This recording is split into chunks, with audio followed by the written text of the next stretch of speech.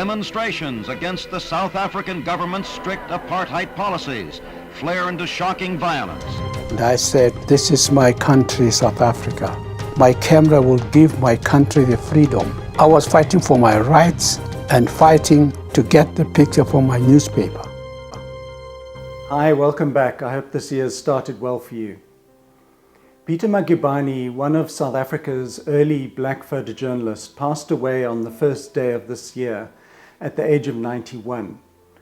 From the 1950s, he photographed the impact of apartheid on the country's black population and captured a sense of the everyday brutality of this race-fixated society. His photographs have become part of the visual imagery that marks the apartheid era. He was shot 17 times by buckshot and rubber bullets, and his house was burnt down. He was a friend of both Nelson Mandela and his wife Winnie. And after Mandela's release from 27 years of imprisonment in 1990, Magubane became his official photographer. Magubane's achievements motivated a whole generation of black photojournalists, but he was despised by the police and the apartheid regime. He was made to pay for his commitment to his chosen path, and he received beatings and spent 586 days in jail. Arrested, detained for 586 days in solitary confinement. I was banned from working as a photographer, but I used to work. I was not going to be made not to do my work. No. You arrest me, you're making me worse. They say that the camera never lies, but it can stretch the... Peter Magubane was born in Johannesburg in 1932. His father Isaac sold vegetables to white customers from his horse-drawn cart, while his mother Wilhelmina was a domestic worker. During his teenage years, he witnessed the effects of the strictly enforced segregation laws. White, black, colored and Indian populations were strategically isolated from each other. During the early days of his career, black photographers weren't even allowed to share a darkroom with white colleagues. His interest in photography began when his father gave him a Kodak box brownie. During a local showing of the Family of Man exhibition, he was inspired by the work of Robert Capa and decided to become a photojournalist. He was drawn to the photography of a local magazine called Drum. It ran picture stories which reported on apartheid's abuses. Through photography, we are able to see how the world operates. You tell so many words with one picture. I used my camera as a gun. I was prepared to die for my freedom. No one was going to stop me from taking pictures. I am there as a photographer. I should capture what I see, because I want the world to see what kind of animal is apartheid. He was so eager to join this magazine that he took a job first as a driver and a messenger in 1954.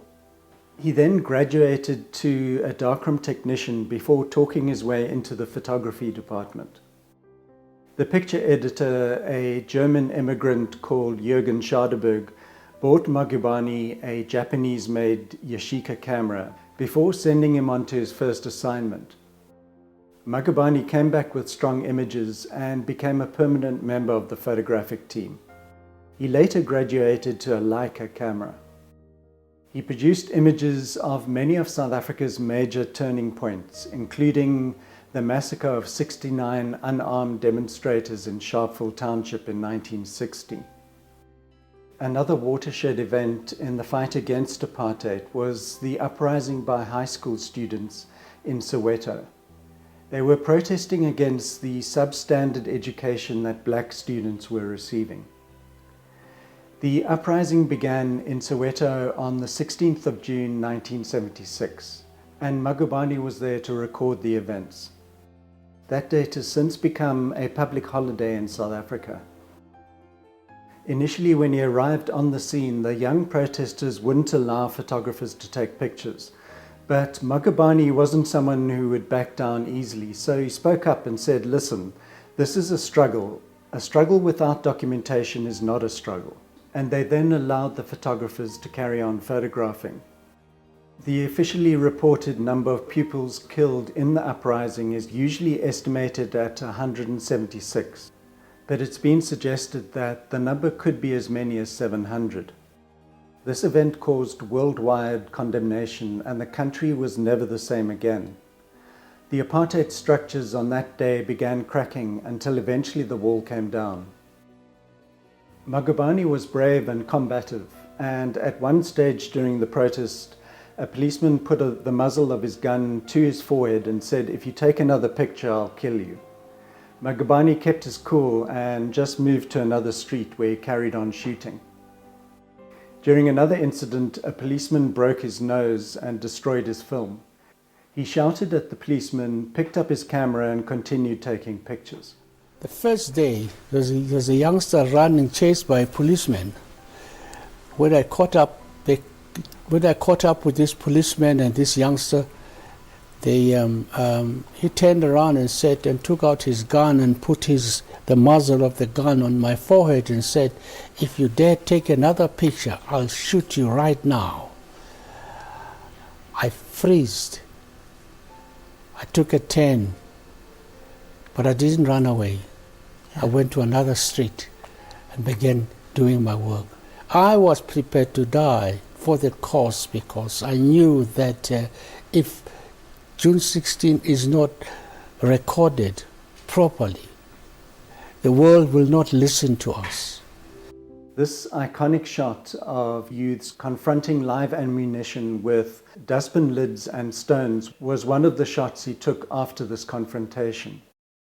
His images from the uprising brought him international recognition, and he was offered a job as a correspondent with Time magazine.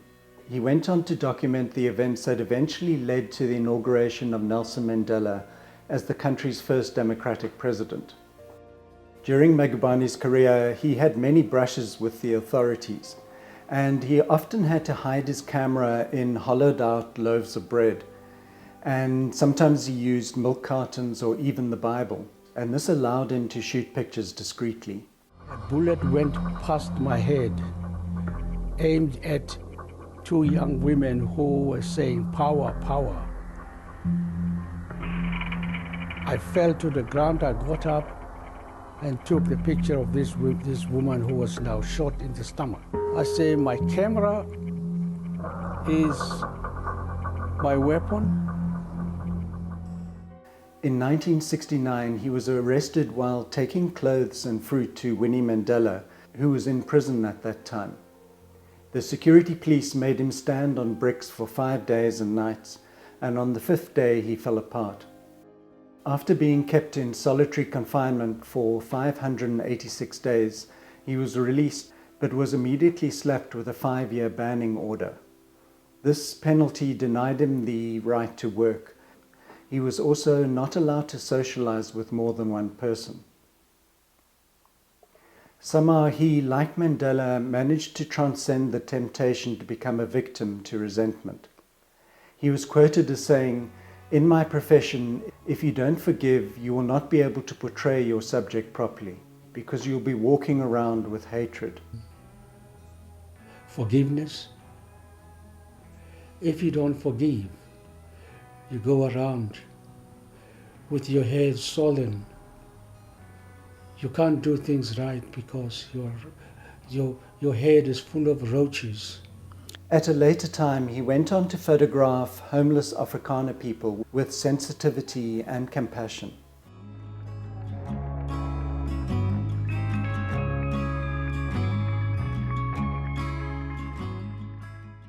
He decided early in his career to put his photography first. He described his state of mind while working to be that of a feelingless beast.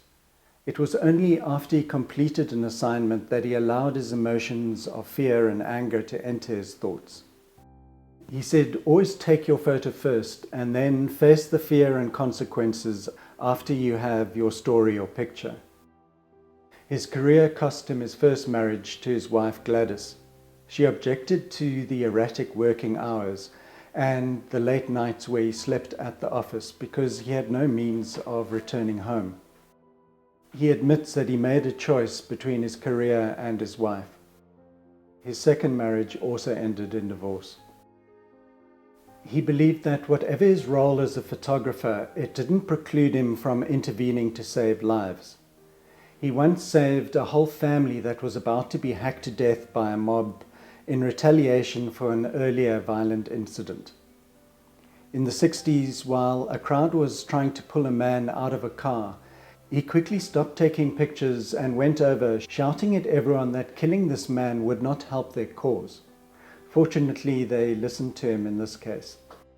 He did the same for some of his white colleagues, photographers and TV crews who were on the receiving end of frustrated, angry crowds managed to get out of horrendous situations because of Magubane's intervention. But it doesn't serve me not to do my job first. It serves me to do my job first, then help the person. I have helped a great number of people in Alexander Township, all over the country. I have helped journalists. In Cape Town, Louis Gab was just about to be petrol bombed. I got hold of the youngster's hand and said, "Just stop the nonsense you are doing. This person is doing the same work I'm doing." I took the bottle away from this youngster. It had petrol in it. Now, I wasn't just thinking of myself, I was also thinking of my comrades, because what they are doing is the same as I am doing. When I came onto the scene in the 1990s, he was probably around 60 years old, but he was still jostling with the rest of us to get his shot. Cornel Kappa helped him to get his first book published. It was called Magubane, South Africa. That was in 1978. And since then, he's published another 20 books. From 1994, he stopped covering news and concentrated on projects about Indigenous people. He received 7 honorary degrees and many awards, including the prestigious Cornel Kappa Infinity Award. As they say in South Africa, Hamba kahle Peter, which means goodbye, farewell. Thanks for watching, and I'll see you next time. Cheers.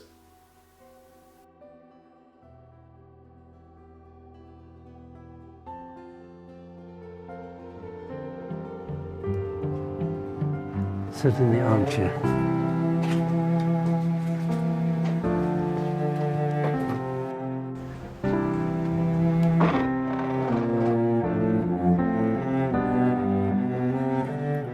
Peter and I worked in different ways, but at the end of the day, it amounted to the same sort of thing. You had to get to grips with the reality of South African society.